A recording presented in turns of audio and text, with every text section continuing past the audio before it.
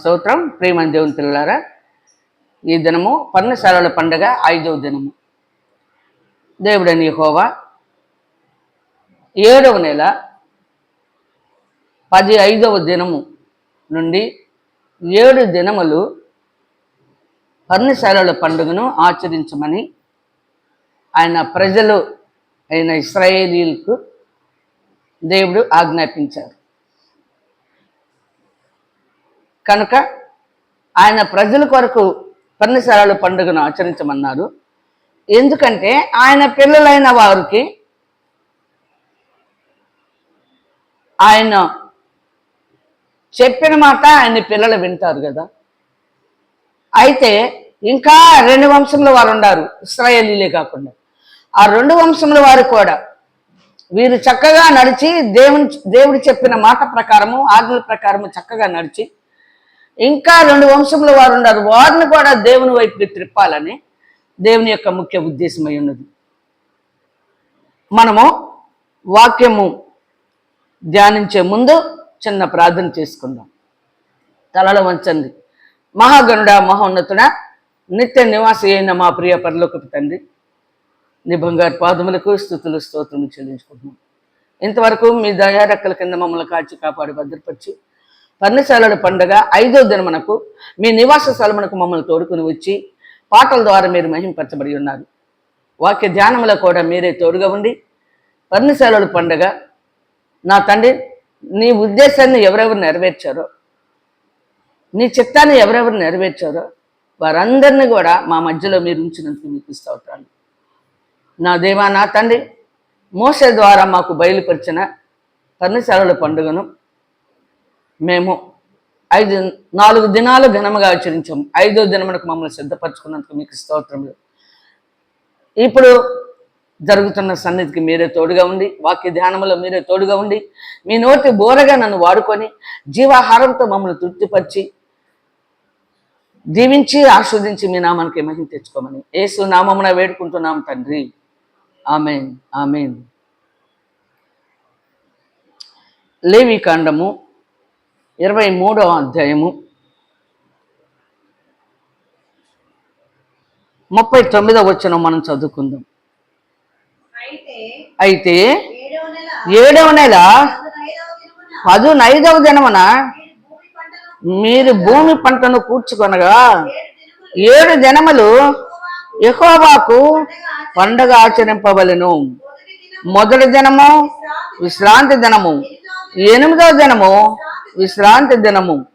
మొదటి దినమున మీరు దబ్బ పండ్లను, ఈత మట్టలను, గొంజి చెట్ల కొమ్మలను, కాలువల యొద్ద నుండి నిరవంజి చెట్లను పట్టుకొని 7 దినములు నీ దేవుడైన యెహోవా సన్నిధిని ఉత్సహించుచుండవలెను.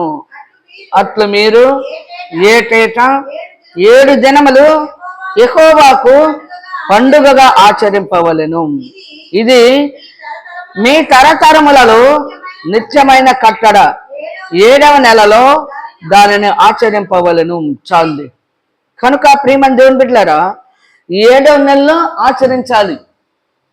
దేవుని మాట వినాలి. ఒకటి దేవుని మాట వింటే దేవుడు ఆనందించబడినాడు. ప్రియమైన దేవుని బిడ్డలారా, పర్ణశాలల పండుగ 7 దినములను ఆచరించాలి. మొదటి దినము విశ్రాంతి దినము, 7వ దినము విశ్రాంతి దినము అని చెప్పారు. పర్ణశాలల పండుగను మనం ఆచరించటానికి ఐగుప్తు దేశములో నుండి ఇశ్రాయేలీయులను బయటికి తీసుకొచ్చినప్పుడు ప్రియమైన దేవుని బిడ్డలారా, ఆ యొక్క జనులకు దేవుడు పండుగలను ఏర్పాటు చేశాడు. ఐగుప్తు దేశంలో వారు విగ్రహారాధనే చూశారు. దేవునికి ఒక ప్రత్యేకత లేదు. దేవునికి ఒక ప్రత్యేకత, ప్రార్థన చేయాలి, పండగలు చేయాలి, దేవునితో ఆనందించాలి, సంతోషించాలి అనేది లేదు ఐగుప్తు దేశంలో వాళ్ళకి. అక్కడ విగ్రహారాధనే చూశారు. పుట్టిన దగ్గర నుంచి వారు వెలుపలకు వచ్చే వరకు అక్కడ 400 సంవత్సరాలు నివాసం చేసిన ఇజ్రాయేలీలు 70 మంది వెళ్ళి ఐగుప్తు దేశానికి కొన్ని లక్షల మంది అయ్యారు, 40 లక్షల మంది ప్రజలు. వారిని తీసుకొని వెలుపలకు వచ్చి, వారికి ఏమి తెలీదు, దేవుడెవరో తెలీదు. ఐగుప్తు దేశంలో వెలుపలకు తీసుకొచ్చినప్పుడు ఆయన యెహోవా అని, నేను ఉన్నవాడును అనువాడును అన్నాడంట. ఫరో, ఎవరు మీ దేవుడు, మీ దేవుడి పేరేందంటే ఉన్నవాడిని అనువాడిని అని చెప్పమంటున్నాడు. చూసారా? కనుక ప్రేమ దేవుని బిడ్డలారా, వెలుపలకు తీసుకొచ్చిన తర్వాత ఆ యొక్క ప్రజలందరూ ఒక పంట, ఇశ్రాయేలీల పంట అది. ఇశ్రాయేలీలు దేవుడు ఐగుప్తులో దేశంలో ఇచ్చిన పంట, సంతానాభివృద్ధి. వారందరూ తీసుకొని వచ్చినప్పుడు వారందరూ కూడా ఈ పర్ణశాలల పండుగ 7 దినాలు జరిగించాలని దేవుని యొక్క ముఖ్య ఉద్దేశమైనది. అంతేగాని అక్కడ పొలాలు పండించి, కోతలు కోసి, చెట్లు నాటి, ఆ ఫలాలు అవి తీసుకొచ్చి దేవునికి ఇవ్వటం కాదు. ఐగుప్తు దేశంలో పుట్టిన సంతానం అంతా కూడా పంటే. ఇశ్రాయేలీలు దేవుడిచ్చిన పంట. ఆ పంట దేవుని యొక్క సన్నిధిలో ప్రేమ దేవుని బిడ్డలారా పర్ణశాలల పండుగను ఆచరించాలని ఇక్కడ చూడండి, చెట్లు కూడా ఇచ్చారు చూడండి. దబ్బ పండ్లను, ఈత మొదటి దినమున మీరు దబ్బ పండ్లను, ఈత మట్టలను, గొంజి చెట్ల కొమ్మలను, కాలువల యొద్దనున్న నిరవంజి చెట్లు పట్టుకొని 7 దినములు మీ దేవుడైన యెహోవా సన్నిధిని ఉత్సహించుచుండవలెను. అట్లు మీరు ఏటేటా 7 దినములు యెహోవాకు పండుగగా ఆచరింపవలెను. దబ్బ పండ్లను, ఈత మట్లను, గొంజి చెట్లను, కాలువల యొద్ద నుండి నిరవంజి చెట్లను, ఇవన్నీ కూడా 4 రకాల వాళ్ళకి సాదృశ్యమైంది ఇశ్రాయేలీలు. వీళ్ళందరూ కూడా దేవుని యొక్క మనసు ఎద్దుట అక్కడ చక్కగా మరి పర్ణశాలల పండుగను ఆచరించాలని సెలవిచ్చారు. చూడండి ప్రేమ దేవుని బిడ్డలారా, మనము లేఖనాల్లోకి వెళ్ళినట్లయితే ఇక్కడ మోషే ద్వారా దేవుడు బయలుపరిచారు. 8-15వ తారీఖు నుండి 22వ తారీఖు అంటే 7 దినములు పర్ణశాలల పండుగను ఆచరించమన్నారు. ఇక్కడ మనము లేఖనాల్లోకి వెళ్ళినట్లయితే నెహెమ్యాను ఒకసారి మనం జ్ఞాపకం చేసుకుందాం. నెహెమ్యా దేవుని యొక్క దాసుడు. నెహెమ్యా ప్రవక్త. ఈ ప్రవక్త దేవుడు ఏర్పాటు చేసుకున్న ప్రవక్త నెహెమ్యా. ఇక్కడ 1వ అధ్యాయము కొన్ని వచనాలు మనం చదువుకుందాం.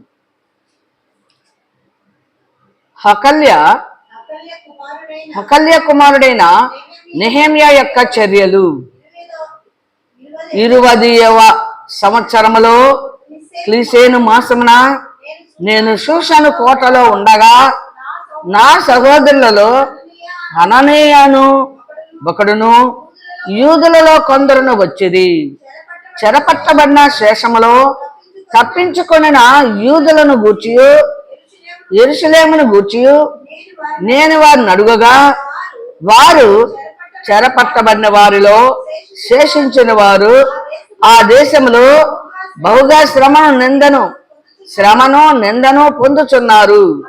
మరియు యెరూషలేము యొక్క ప్రాకారము పడద్రోయబడినది, దాని గుమ్మములను అగ్ని చేత కాల్చబడినవని నాతో చెప్పిరి. ఈ మాటలు వినినప్పుడు నేను కూర్చుండి ఏడ్చి కొన్ని దినములు దుఃఖముతో ఉపవాసముండి ఆకాశమందులి దేవుని ఎదుట విజ్ఞాపన చేసి తిని. ఎట్లనగా, ఆకాశమందున్న దేవా యెహోవా, భయంకరుడైన గొప్ప దేవా, నిన్ను ప్రేమించి నీ ఆజ్ఞలను అనుసరించి నడుచు వారిని కటాక్షించి వారితో నిబంధనను స్థిరపరచువాడా, నీ చెవియొగ్గి నీ నేత్రములు తెరిచి నీ సన్నిధిని దివారాత్రము నీ దాసులైన ఇశ్రాయేలు పక్షముగా నేను చేయు ప్రార్థన అంగీకరించుము.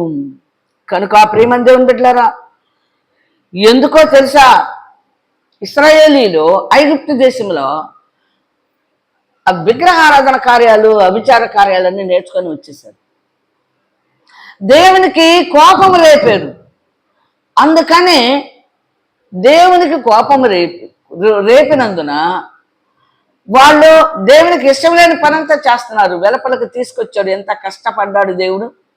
వాళ్ళని తుత్తినీలుగా నాశనం చేసి ఆ దేవతలకి తీర్పు తీర్చి, ఐగుప్తు దేవతలకు తీర్పు తీర్చి, ఆ ప్రజలకు మరి వారి గర్వం, అహంకారం, మదం, మత్సరం, అసూయ, ద్వేషం, పగ వాళ్ళకున్న అన్ని కూడా అనగగొట్టి ఇశ్రాయేలీలు, దేవుని ప్రజలైన ఇశ్రాయేలీలు వెలుపలికి తీసుకొస్తే అరణ్యంలోకి, వీళ్ళు మళ్ళా ఐగుప్తే కావాలని అక్కడ మరి ఆహార పదార్థాలే మాకు కావాలని దేవుని మీద తిరుగుబాటు చేశారు. దేవుడు ఏం చేశాడు, వీళ్ళకి కష్టం లేకుండా, బాధ లేకుండా, ఒక ఇల్లు లేదు కదా, ఒక వస్తువులు ఏం లేవు కదా, వారిని వెలుపలికి తీసుకొచ్చిన తర్వాత దేవుడు ఎంత మంచి దేవుడో చూడండి.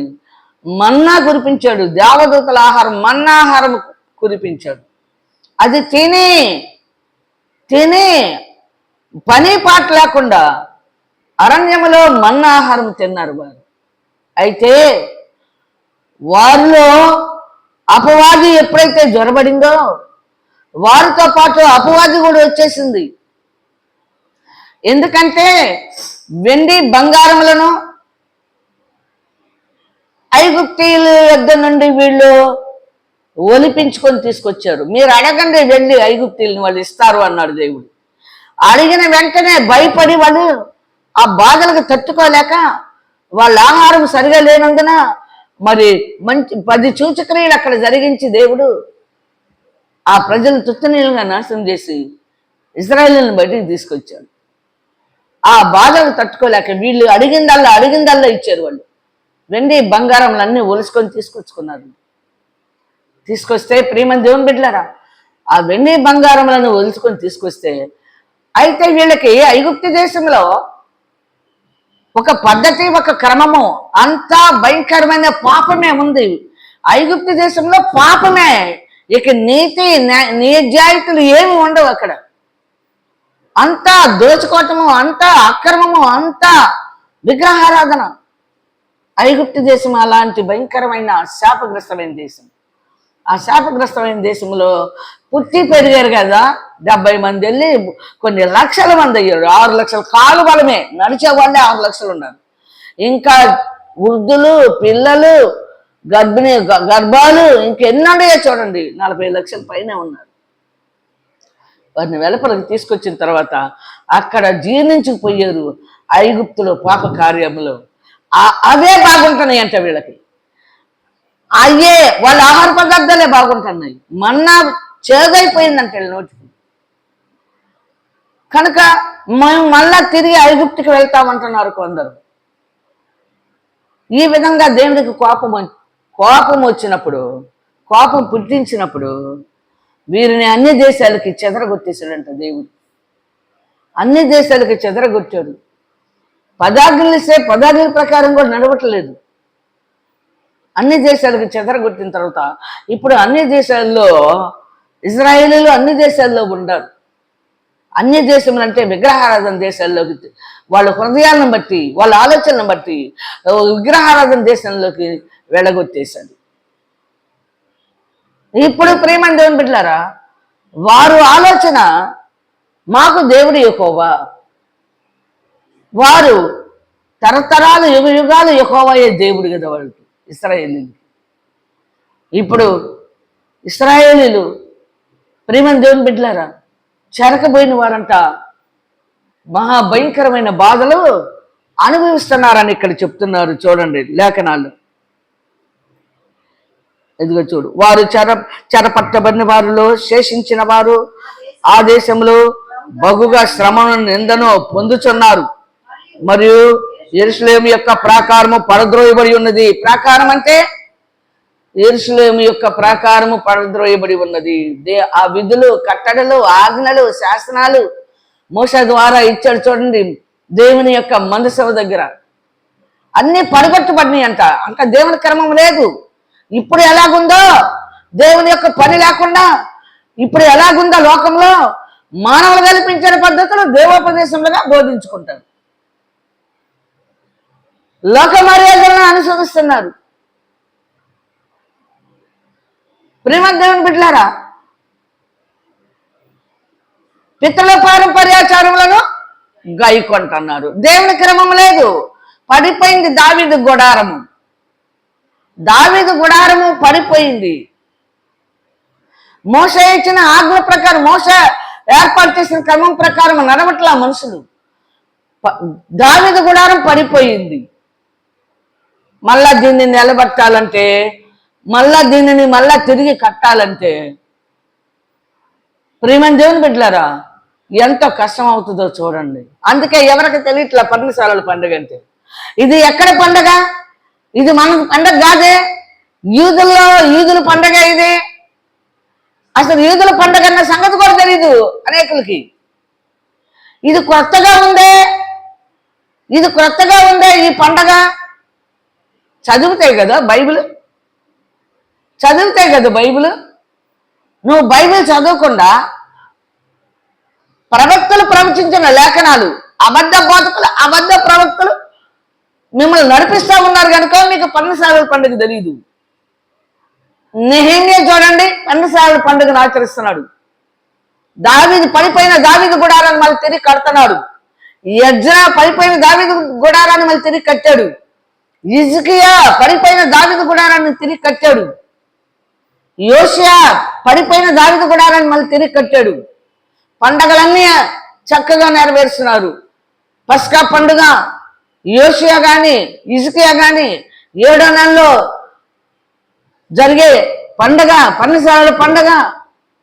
ఆత్మ సంబంధమైన పిల్లలందరూ కూడా, దేవుడు ఏర్పాటు చేసుకున్న పిల్లలందరూ కూడా పడిపోయిన దావీదు గుడారాన్ని మళ్ళీ తిరిగి కట్టుకుంటారు. అది దేవుని యొక్క ముఖ్య ఉద్దేశమై ఉన్నది. మళ్ళా ఎందుకు అనుకున్నారు? అక్కడ దావీదు ద్వారా మందసం దగ్గర అహరోను సంతతి వారు యాజకులుగా పెట్టి సంతతిని దేవునికి ఇంపైన సువాసన కలిగిన మోషే ద్వారా బయలుపరిచిన క్రమం అంతా కూడా జరిగిస్తూ ఉంటే, ప్రియమైన దేవుని బిడ్డలారా, అక్కడి నుండి కొంతమంది మాత్రమే చక్కని క్రమంలో చక్కగా నడుచుకుంటూ వచ్చారు. చూసారా? పడిపోయిన దావీదు కూడా దాన్ని తిరిగి కడతా వచ్చారు. దావీదు అయిపోయిన తర్వాత సొలొమోను. అసలు అంతా పాడవటానికి కారణం ఎవరో తెలుసా? సొలొమోనే కారణం. ఐగుప్తు స్త్రీని, అన్ని జనరాలను వివాహం చేసుకొని ఆయన మనసును వారు తిప్పినందున అన్ని దేవతలను ఆరాధించాడు. ఉన్నత స్థలములను ఏర్పాటు చేశాడు. దేవునికి కోపం వచ్చి యోధా గోత్రం ఒక్కటి అట్టిపెట్టి, నీ తండ్రిని బట్టి, నీ తండ్రి నీతిమంతుడు కనుక నీ తండ్రి నడిచిన మార్గంలో నువ్వు నడవట్లేదు, నీ తండ్రిని బట్టి నీకు ఒక గోత్రం ఇస్తున్నాను, 11 గోత్రాలు నీ సైన్యాధిపతి అయిన యెరోబాముకి ఇస్తున్నానని చెప్పి వారికి రాజును యెరోబాము చేశారు. అందుకని ఈ యెరోబాము ఏం చేశాడంటే, ప్రియమైన దేవుని బిడ్డలారు, ఒక దూడను చేసి దానికి ఎత్తైన స్థలంలో షోమ్రోన్ అని పెట్టి దూడను చేసి అక్కడే వాళ్ళు ఆ దూడకి సాగిలు పడి ఆ దూడకి బలులు అర్పిస్తూ నైవేద్యములు పెడుతూ ధూపం వేస్తూ వారి ఇష్టం వచ్చినట్టు పనులన్నీ చేస్తూ వచ్చారు. కారణం ఎవరో? సొలొమోనే అన్ని జనులతో సహవాసం చేసి గొంతుకి ఉరి తెచ్చుకున్నాడంట. అన్ని జనులతో సహవాసం చేసి గొంతుకు ఉరి తెచ్చుకునేను. అక్కడ మారిపోయింది, అక్కడ పడిపోయింది దావీదు గుడారం, అక్కడ ఆగమైపోయింది దావీదు గుడారం. యెరోబాము 10 గోత్రాలను ఏలుబడి చేసి, యెరోబాము తర్వాత ఆహాబు వచ్చాడు. ప్రియమైన దేవుని బిడ్డలారా, వీళ్ళందరూ కూడా దేవునికి వ్యతిరేకమైన పనులు చేశారు. పర్ణశాలల పండుగ ఎవరు ఆచరించాలి? ఇప్పుడు మోషే ద్వారా దేవుడు మందసం దగ్గర ఏర్పాటు చేసిన పస్కా పండుగ, పర్ణశాలల పండుగ, వారాల పండుగ, విశ్రాంతి దినము, అమావాస్యలు, అనుదినము స్తుతిపాటలు పాడుచు దేవుని స్తుతించి ఆరాధించటం ఎవరు చేయాలి? ఈ యోధా గోత్రంలో దేవుడు యోధా గోత్రాన్ని ఏర్పాటు చేసుకుని, యోధా గోత్రము ప్రేమ దేవుని బిడ్డలారా రాజుల్ని ఏర్పాటు చేసి, ఆ రాజుల ద్వారా అక్కడ యోధా లేవీలను యోధా వారికి ఈ పండగల వల్ల పడిపోయిన దావీదు గుడారాన్ని తిరిగి కట్టడానికి దేవుడు అక్కడ కొంతమంది రాజులను ఏర్పాటు చేసుకున్నాడు. యోధా రాజులందరూ కూడా, యోధా రాజులు ప్రేమ దేవుని బిడ్డలారా దావీదు అయిపోయిన తర్వాత సొలొమోను వచ్చాడు, సొలొమోను తర్వాత రెహబాము వచ్చాడు, రెహబాము తర్వాత ఆసా వచ్చాడు, అబీయా వచ్చాడు, యెహోషాపాతు. అక్కడ మారింది. మళ్ళా యెహోషాపాతు దగ్గర పాడైపోయింది క్రమం అంతా. కనుక యోధాను లేవీలేమో యాజకత్వం చేయటానికి, యోధావారు రాజులుగా ఉండటానికి, దేవుని పనంతా చక్కగా జరిగించటానికి, పడిపోయిన దావీదు గుడారాన్ని తిరిగి కట్టడానికి హిజ్కియా, యోషియా వీళ్ళందరూ కూడా, అబీయా వీళ్ళందరూ కూడా దేవుని యొక్క మందసము దగ్గర వారు రాజులుగా ఉన్నప్పుడు ఇప్పుడు మనం ఈ పన్నెసల పండుగను వాళ్ళు చక్కగా ఆచరించారు. అయితే నెహెమ్యా ప్రవక్త ద్వారా దేవుడైన యెహోవా చెరలోకి వెళ్ళిన వారు ఎంతో శ్రమల పాలైపోయారని తెలిసినప్పుడు, మరియు యెరూషలేము యొక్క ప్రాకారము పడిపోయి ఉన్నది. చూసారా, అసలు యెరూషలేము దేవాలయం ఎందుకు పడగొట్టింది? యెరూషలేము దేవాలయం ఎందుకు పడగొట్టబడింది? దేవుడు సొలొమోను చేత కట్టించుకున్నాడు కదా యెరూషలేము దేవాలయము. యెరూషలేము దేవాలయంలో మోషే ద్వారా బయలుపరిచింది దావీదు నడిపించిన క్రమమే యెరూషలేము దేవాలయంలో జరుగుతుంది. అది ఎందుకు పడిపోయింది యెరూషలేము దేవాలయము? వీరు ఐగుప్తు దేశంలో నేర్చుకుని వచ్చిన వ్యభిచార కార్యాలన్నీ వారు జరిగిస్తూ, మాకు విశ్రాంతి దినం ఈరోజు, మాకు అమావాస్యలు ఈరోజు, మాకు పండగలు వచ్చినాయి, పండగలు మేము పండగకు వెళ్తున్నాము అంటే ఆ భయంకరమైన ఆ పాప కార్యములను విడిచిపెట్టకుండా వాటినేమో చక్కగా జరిగిస్తారు, మళ్ళా పండగలను ఆచరిస్తారు. చూశారండి, పాప కార్యములన్నీ జరిగిస్తూ. అందుకే యేసు ప్రభు ఒక చోట అంటున్నాడు, మేము అబ్రహాము సంతానము, అబ్రహాము మాకు తండ్రి అని అంటారు. ఎవరో శాస్త్రులు పరిసయ్యులు అంటారు. అప్పుడు యేసు ప్రభు అంటున్నాడు, మీరు అబ్రహాము సంతానం అయితే అబ్రహాము క్రియలు ఉండాలి. చూసారా, అబ్రహాము సంతానం కాదు, మీరు అపవాది సంతానం అన్నాడు. అందుకే మనం కూడా అపవాది సంతానం అంటున్నాం. మీరు అపవాది సంతానము, మీ తండ్రి చూసారా అపవాది సంతానము, మీ తండ్రి క్రియలే మీలో ఉన్నవి. ఎంత బాగా చెప్తున్నాడు చూడండి, వాళ్ళతో ఎట్లా మాట్లాడుతున్నాడు. మీ తండ్రి క్రియలే మీలో ఉన్నవి. వాడు అబద్ధమునకు జనకుడై ఉన్నాడు. వాడు అబద్ధం చెప్తే నీతిని జరిగించే పరిస్థితి లేదు. అలాగా ఐగుప్తుల నుండి నేర్చుకొని వచ్చి పాప కార్యములతోటి పండగలను ఆచరిస్తున్నారంట. అక్కడ పడిపోయింది దావీదు గుడారం. అందుకని యేసు ప్రభు వారిని ఇష్టపడలా, వారి పాపాన్ని బయట పెట్టాడని యేసు ప్రభుని చంపాలని ఆలోచించారు. ఇక్కడ చూసారా ప్రేమ దేవుని బిడ్డలారా, 4వ వచనం మనం చదువుకుందాం. అంటే దేవుని పనంతా పాడైపోయింది. ప్రాకారం ఏంటనుకున్నారు?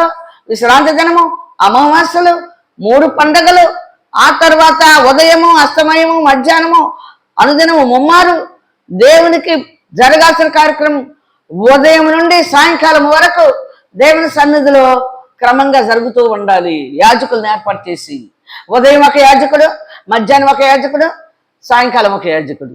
అందుకే అక్కడ మనం జకర్యా ఎలిజబెత్లు ఉన్నారు చూడండి. జకర్యా ఎలిజబెత్లు, జకర్యా అతను వంతు ప్రకారము యెరూషలేము దేవాలయంలోకి వెళ్ళి యాజకత్వం చేసేవాడు. మధ్యాహ్నం ఒకడు, సాయంకాలం ఒకడు, ఉదయం ఒకడు, అట్లా టైం ప్రకారం వెళ్ళేవాళ్ళు. టైం ప్రకారం వెళ్ళి వస్తుండేవాళ్ళు. ఆయన టైం అయిపోయిన వెంటనే ఇంకా ఆయనకి రిటైర్మెంట్ వచ్చిన తర్వాత దేవదూత మాట్లాడి, ఇదిగో నీకు ఒక బిడ్డను నేను ఇవ్వబోతున్నానని చెప్పాడు. చూసావా, రిటైర్మెంట్లో ఇచ్చాడు బిడ్డని, యోహాన్ని. కనుక క్రమం ప్రకారం అక్కడ సన్నిధులు జరగాలి. దేవుని సన్నిధిలో ముగ్గురు మూడు కోట్లు వెళ్ళి దేవుని సన్నిధి జరిగించాలి. విశ్రాంతి దినం రాగానే తలుపులు